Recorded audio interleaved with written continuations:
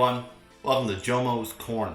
Today I want to show you some really neat and nifty controllers. Some of them pretty familiar, but the whole point is to share sort of the evolution of the Super Nintendo controller that we've all grown to enjoy over the years. Now, of course, to begin with, you might notice that this is a regular NES controller, pretty basic, but the story begins here because what we actually have after the NES controller is an NES 101 controller, also known as a dog bone. And you might notice that it looks very close to a Super Nintendo controller. And this is probably where it first started to form.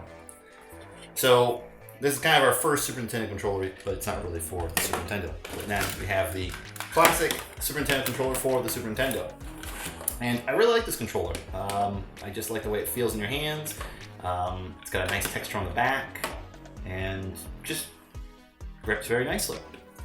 Now, there are tons of variants of the Super Nintendo controller for the Super Nintendo. We're not going to get into that too much, but the next progression, I'll just show you what I have for Super Nintendo controllers, is this one here, which many people will have gotten for their Super Nintendo Mini. Now, mind you, before the Super Nintendo Mini, there was actually and you might know that these ones also go with the Wii. So for Virtual Console, they actually had a Super Nintendo controller for, I believe, Club Nintendo for PAL and Japan, where you can get one of these before the Mini came out. So basically, it just allows you to hook up to your Mini or to your Wiimote and allow you to use the Super Nintendo controller. Now, however, one thing I'm not a fan of here is there's a little bit of grain that you'll feel on the back of these newer Super Nintendo controllers for the Mini or for the Wii.